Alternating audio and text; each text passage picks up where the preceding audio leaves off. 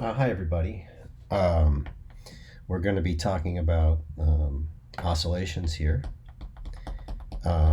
This is, what was it, chapter 5? And we've talked about this a little bit, but it's now going to be the focus of attention. Oscillations, like my pendulum example, where we have something going back and forth around a equilibrium point. That is the topic of today. And oscillations are exhibited by almost any system that are displaced by such a stable equilibrium point. If you can imagine a potential that goes roughly like x squared, goes like x squared. I mean, that's what I wrote. And if we take a derivative of this,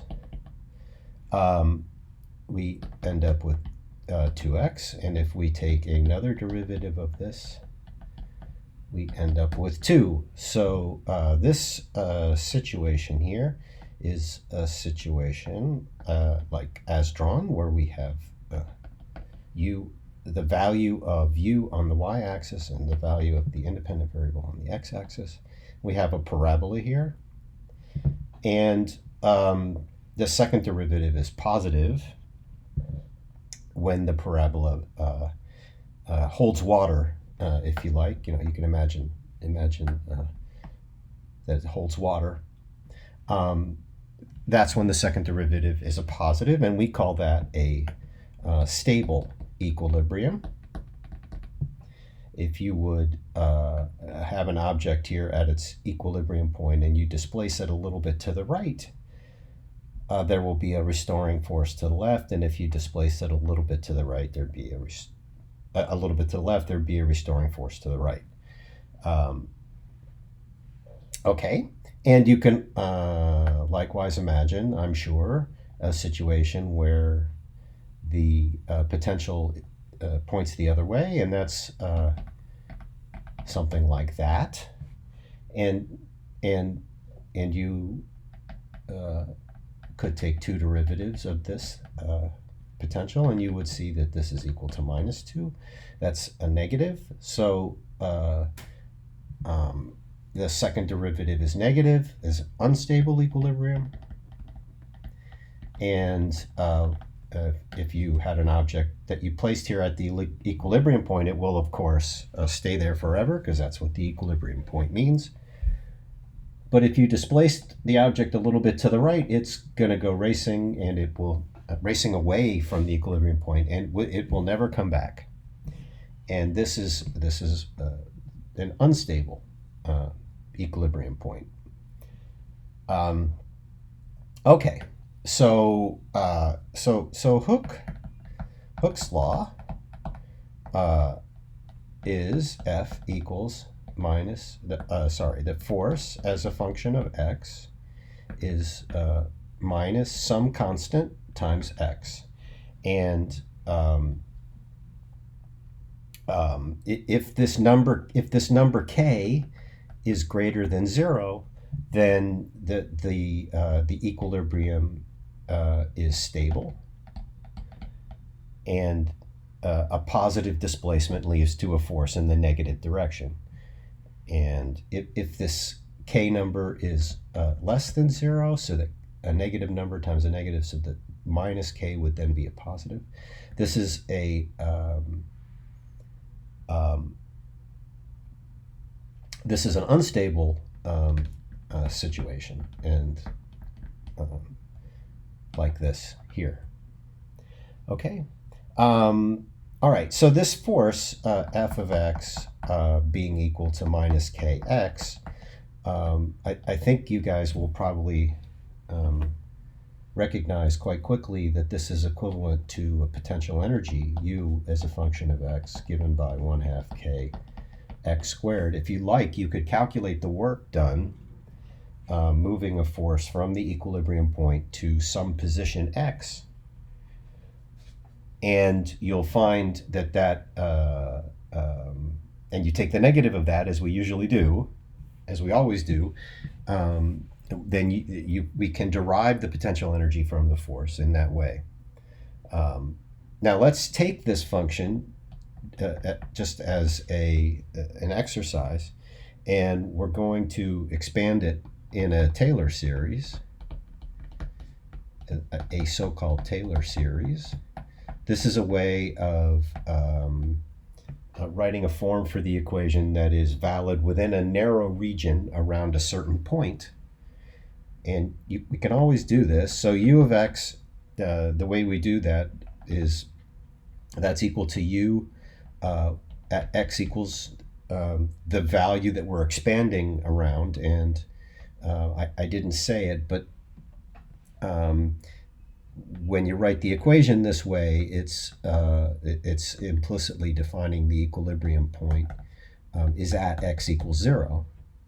I mean, otherwise you would write f of x is equal to minus k x minus x equilibrium, right? And then the potential energy would be 1/2 k x minus x eq squared, right? So in more general form, if the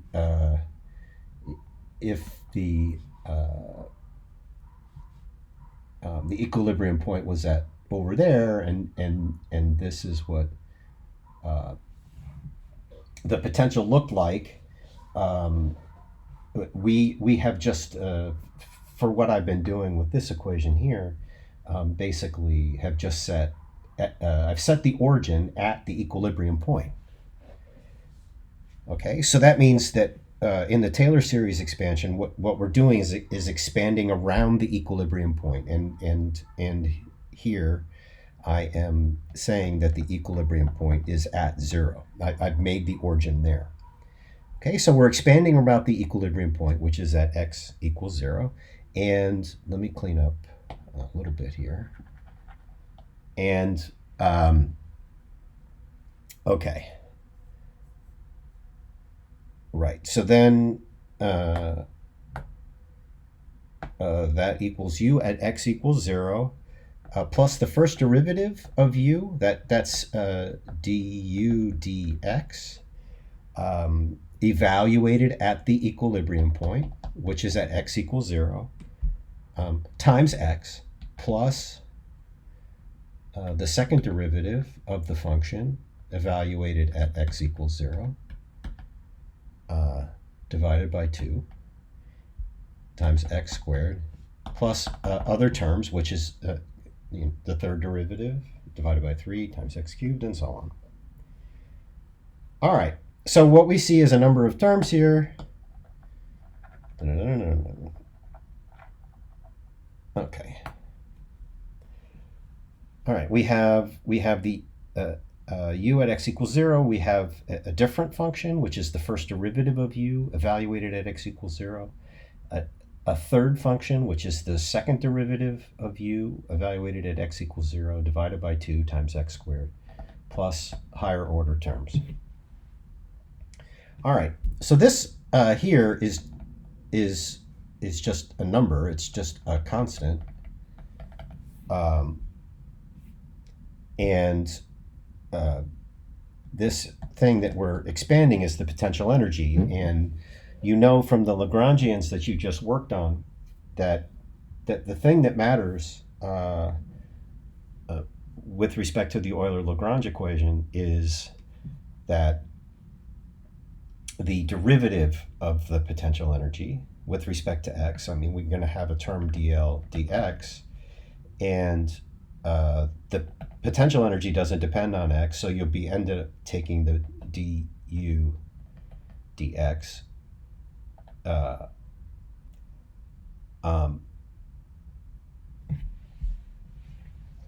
It's only the derivatives of the potential energy with respect to the position that actually matter in terms of the equation of motion. So that's why I always say that the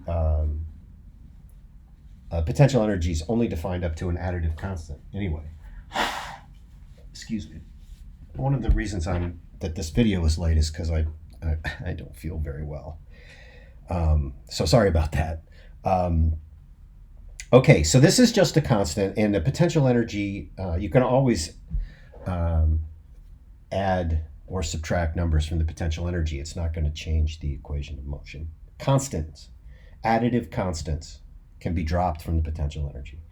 All right, so this term, the first term, doesn't exist. Now, we've defined also x equals 0 being the equilibrium point. And in that case, then this term here is also 0. And if the equation, if the equilibrium is stable, then we know that the second derivative at the equilibrium point has to be 0 according to the arguments we made above. So let's call it let's call k equal to that second derivative at x equals 0, and thus our Taylor series expansion is u of x equals 1/2 k x squared, and thus we have this situation like this, where there's x and there's u, and if we have an object that has some amount of energy, E, right? This y-axis is U in joules, but I can also draw lines in there for the energy in joules, right? So the orange curve, let's do this a little better. The orange,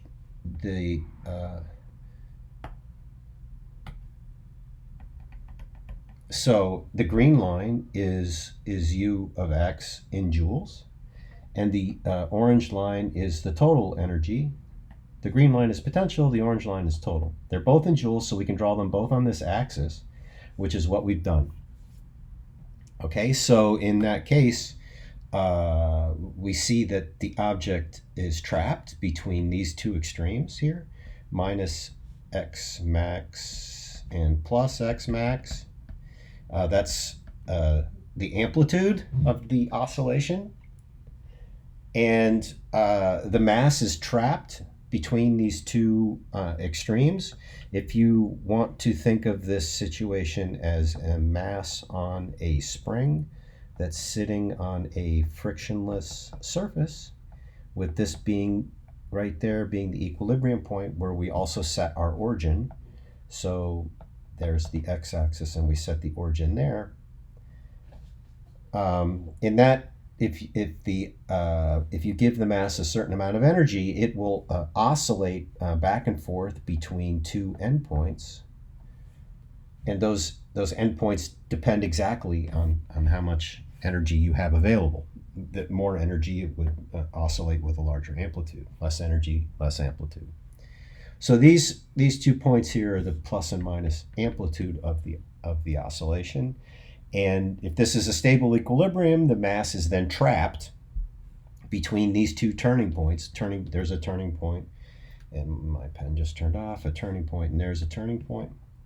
It's trapped between them. If the object is moving to the right and it reaches this turning point here, it must turn around. These places where the potential energy equal the total energy are turning points. This point is a turning point, and this point is a turning point. Another thing that you can think of, another way you can think of such a turning point, is if you say you threw an object up in the air against the force of gravity, and you know that the potential energy due to gravity is, well, we can argue about the sign, which way I put the coordinate system. But as you throw let's make it positive. As you throw an object up with this amount of energy, it has it's as soon as it leaves your hand, and if you define the coordinates, your coordinate system y equals 0 to be the height right where it left your hand, then throwing the ball with a velocity v gives it a kinetic energy of 1/2 mv squared, And if we defined our origin right where the ball left our hand, the total energy would then equal to 1/2 mv squared. And as the object goes up, up, up, up, up, up, it's going to slow down until eventually this velocity is 0 and the kinetic energy is 0. But you have then a potential energy of mgy. At this point, you have no kinetic energy left, and the object must turn around. So in the context of the previous example with the harmonic oscillator, if I have this energy, here's u, and here's x. If I have this energy as the object is going up, up, up, at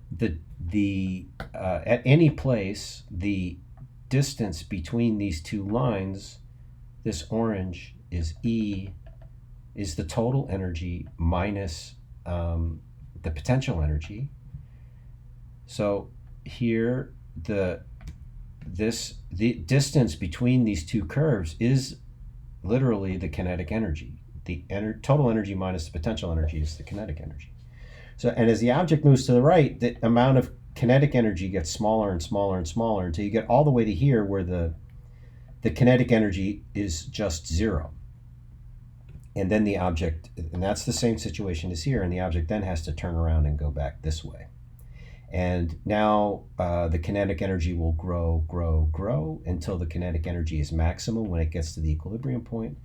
And it'll keep going, da, da, da, da, da, da, and the kinetic energy is now slowing. These distances are getting smaller and smaller until the object, when it gets to here, stops, because E equals U. The total energy E, this horizontal line, is equal to U, which is where this parabola comes up. And if E equals U, that means that T equals 0. And so the object has stopped, and the only thing it can do is turn around again.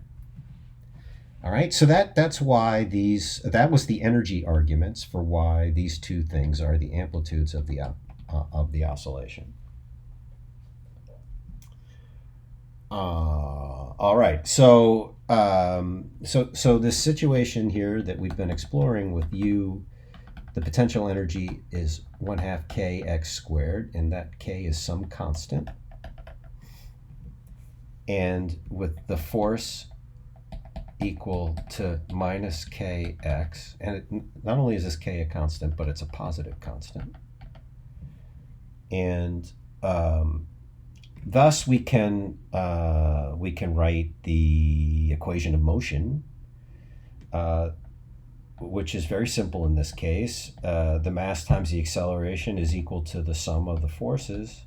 And we only have one force in this problem, that is minus kx.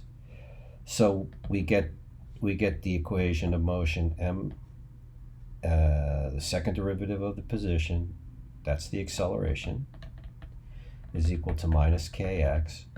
And I always like to leave my accelerations naked, so we get minus k over m times x. So this is a differential equation. The answer here is x as a function of time. That's always what the answer is. We want to know where the object is. And this differential equation is a relationship between that function. If you take that function and multiply it by this thing, and this thing is a constant, it is how you built this device that oscillates. Once you've built that device, then k and m are fixed, and they stay fixed. Whatever they were, they will always be.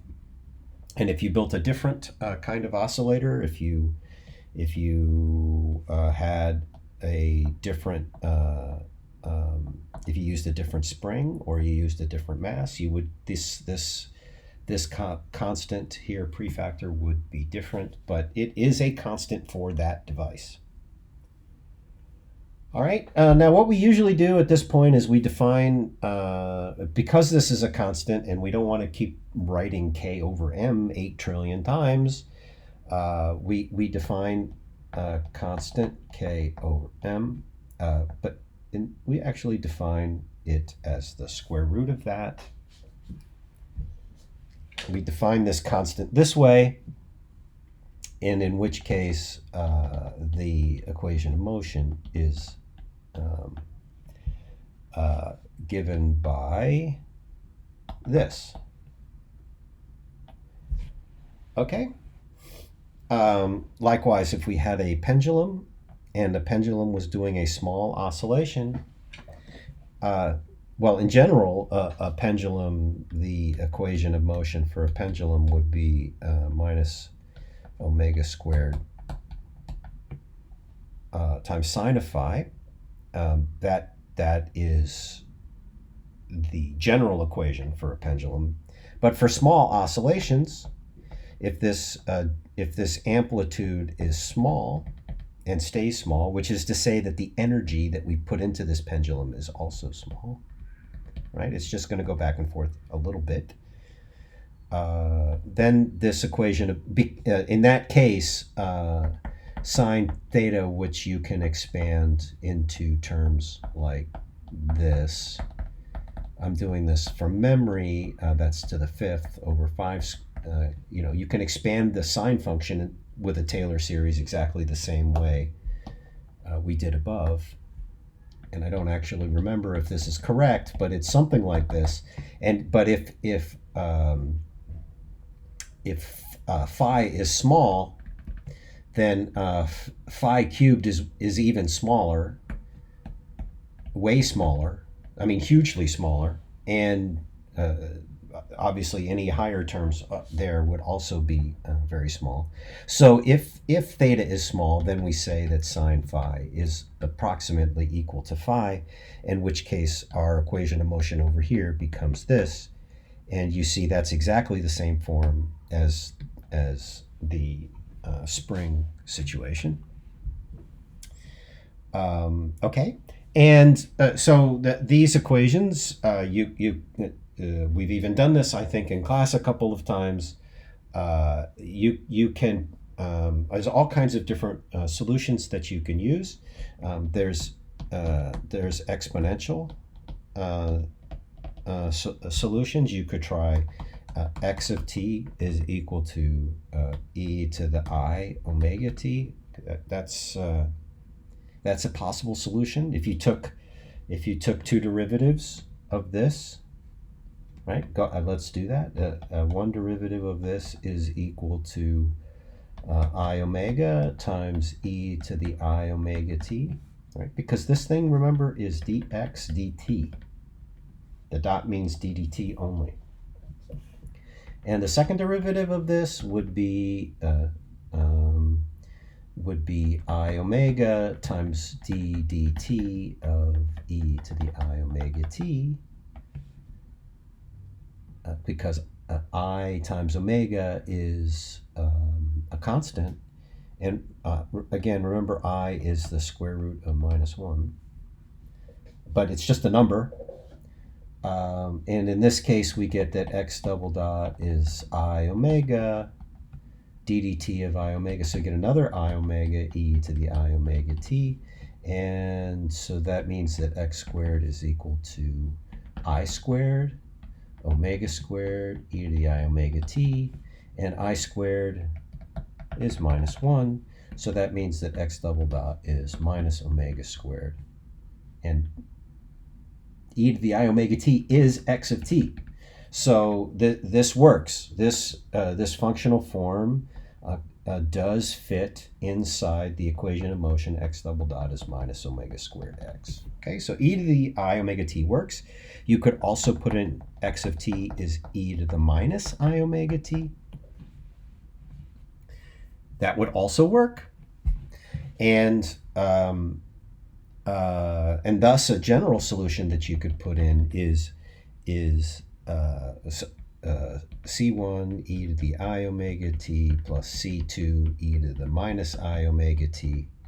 And this is a solution with two constants, which we know we have to have two constants because it's a second order differential equation.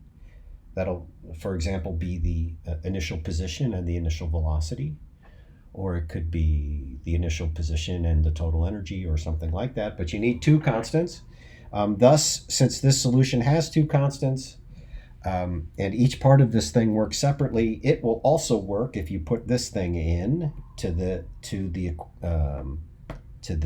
If you put this thing into that, you will see it will also work. I have to blow my nose again. Sorry. Okay, so that is a solution. Whoops. Yeah. So some of you may recognize that e to the I omega t is equal to, this is Euler's equation, and plus minus I sine omega t. So that suggests we could also have put in, well, why don't we work that out? Why don't we say that x of t is equal to c1 e to the I omega t plus c2 e to the minus I omega t. All right, and we take Euler's equation here, and we get that this is equal to c1 times e to the omega t is cosine omega t plus, so that's plus I sine omega t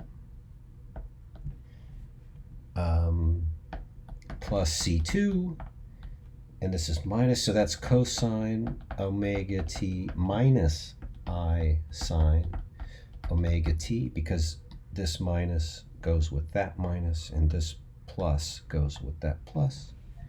All right, so we've just put in the Euler form for e to the plus and minus I omega t, and that then equals c1 plus c2 times cosine omega t plus I c1 minus c2 times sine omega t. This again is x of t. All right, and if we want, we can define this. This is just another constant, b1. This is, well, let's be a little careful here. I want to take that I also. So we're going to make this b2. So we can write x of t is equal to b1 times cosine omega t plus b2 times sine of omega t, with b1 equal to c1 plus c2, and b2 is equal to I c1 minus c2. Okay? This is essentially the definition of a simple harmonic oscillator. If the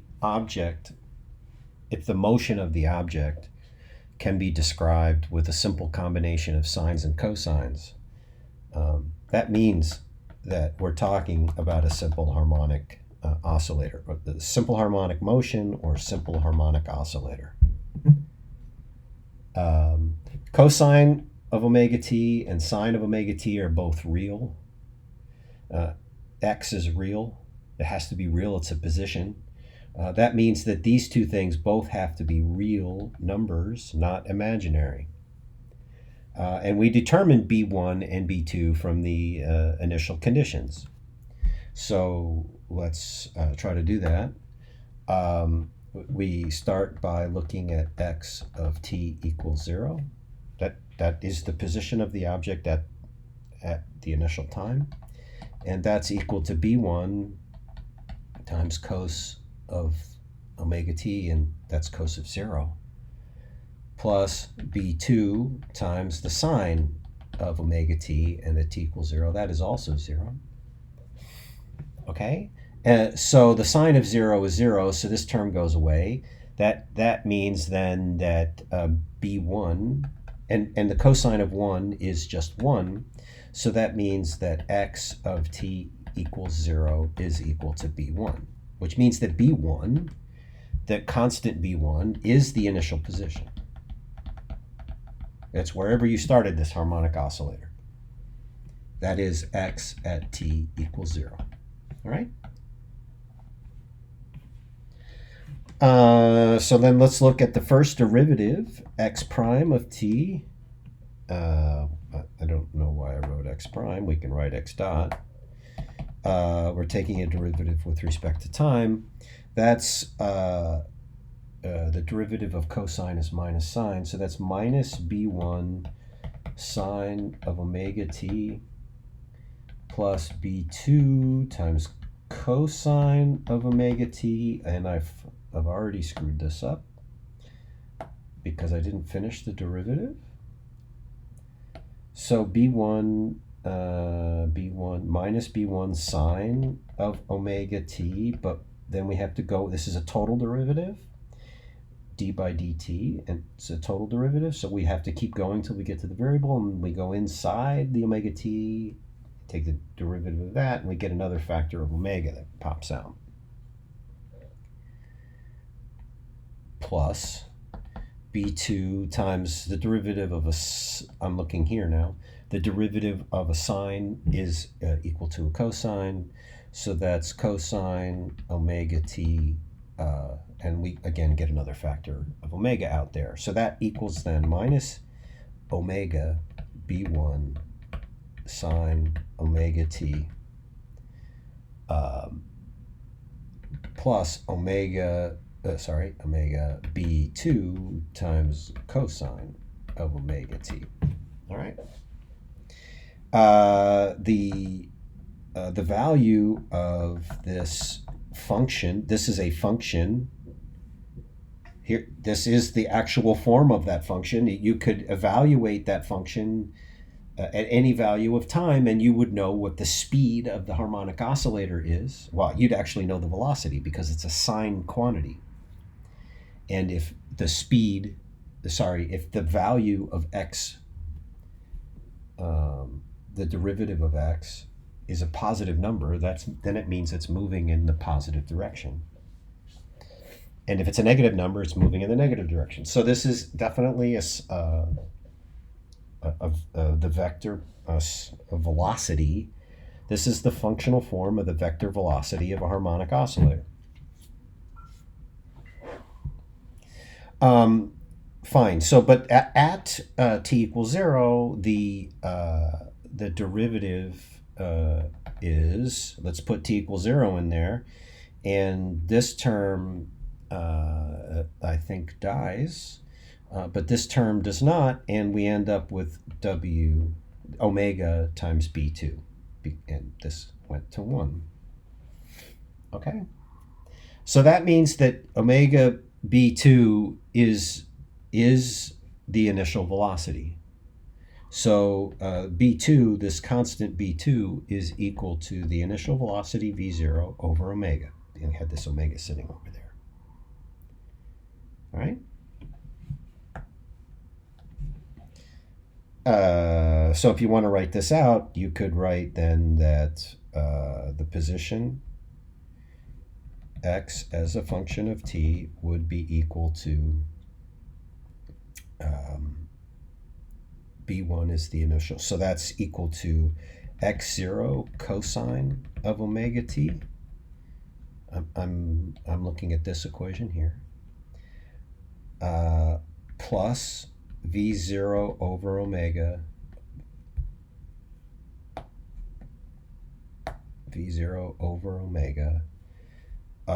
times sine of omega t.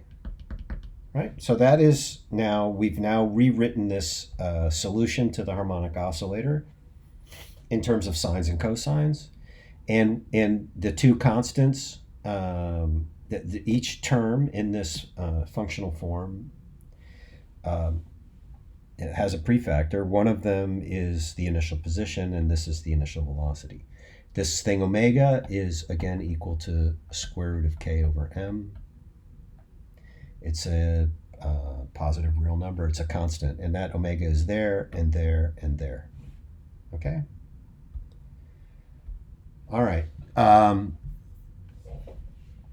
Right. So we can plot, and we should plot what this looks like. So if this is t as a function of time, and this we're plotting here the position x of t. X at the time, and here's the origin, this is time t equals 0, so that means that this value here is the initial position. The value at when you're at time t equals 0 is the initial position. There it is. And then the thing will oscillate back and forth.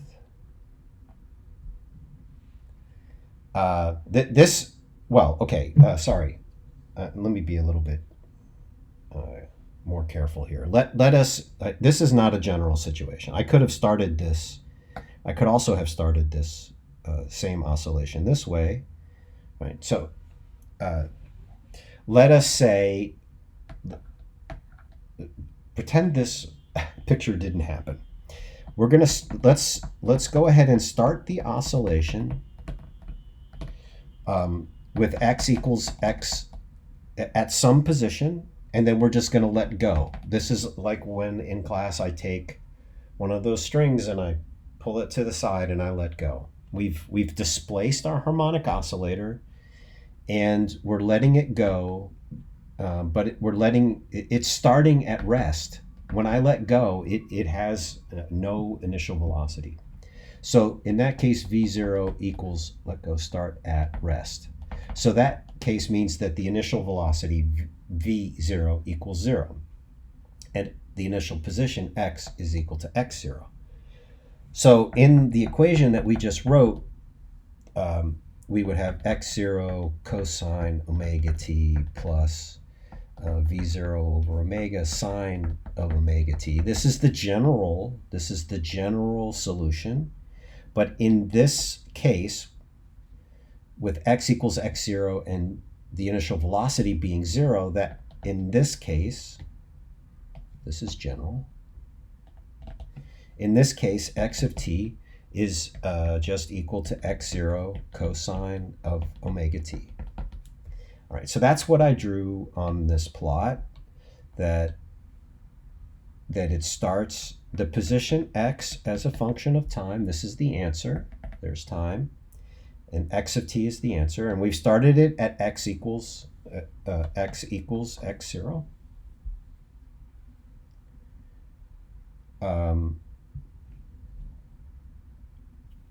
Okay, but I also, likewise, I could have started the oscillation with x equal at the equilibrium point, but I could have kicked it. I could have started the thing moving with a non-zero velocity, but starting from the origin. In which case, now this other term is not 0, and then I take my general solution, and the first term will go away in this case, and we get V0 over omega sine of omega t is all that's left when I start the oscillation this way. Again, this is a special case. This is a special case. And this is a different special case. Different initial conditions gives me a different motion.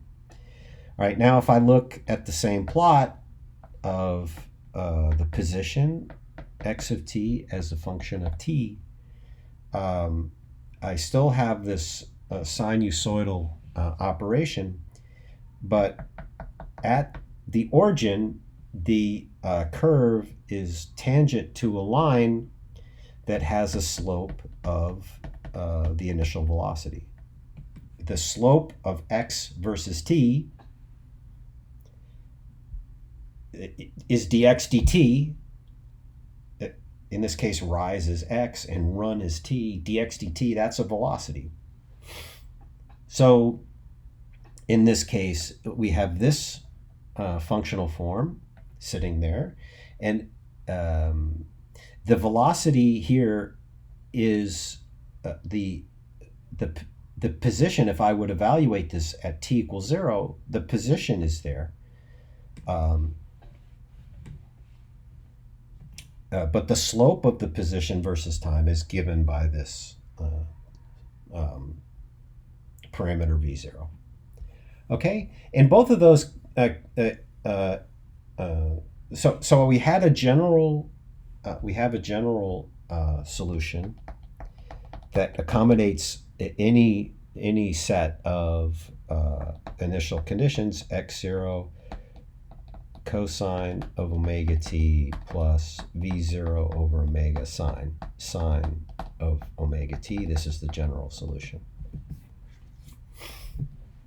All right. In both cases that we just described, either starting it from rest at some non-zero x, or from starting it at the origin, at the equilibrium point with some non-zero initial velocity, in both of those cases, the motion afterwards is this sine. It's this periodic sine or cosine function. In both cases, the arguments of those sine or cosine functions are this product omega times t. And according to the previous plot, you'll notice that after a while, the situation is just repeating itself over and over and over again. It is coming to the same place it was before, going the same direction, and it then proceeds to do another entire oscillation. So the motion is repeating itself over and over and over again, and it does so after a period of tau, at a time tau, such that the angular velocity omega times this tau is equal to 2 pi.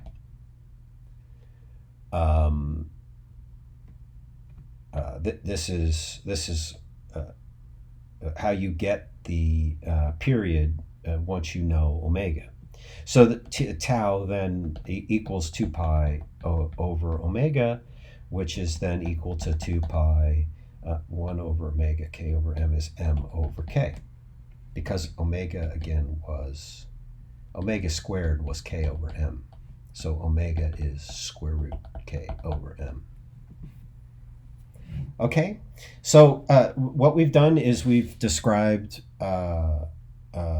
the equation of motion for a harmonic oscillator, and we've come up with a couple of solutions for it. And we use the initial conditions to figure out what the two unknown constants are in this equation.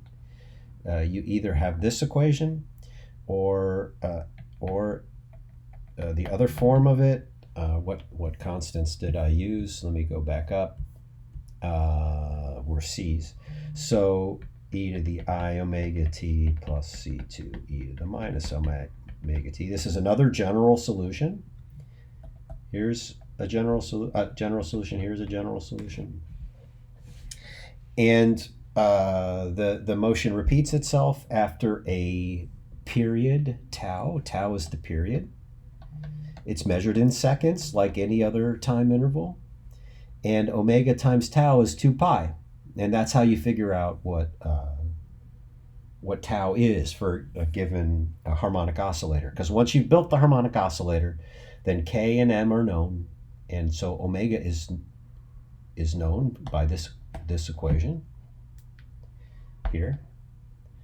And then you can calculate the period like this, and it will be in seconds. So, okay. So this omega thing obviously has to be in inverse seconds. All right, I'm going to stop this portion of the lecture here. I don't want my videos to get too huge, and I'll pick it up in a different video.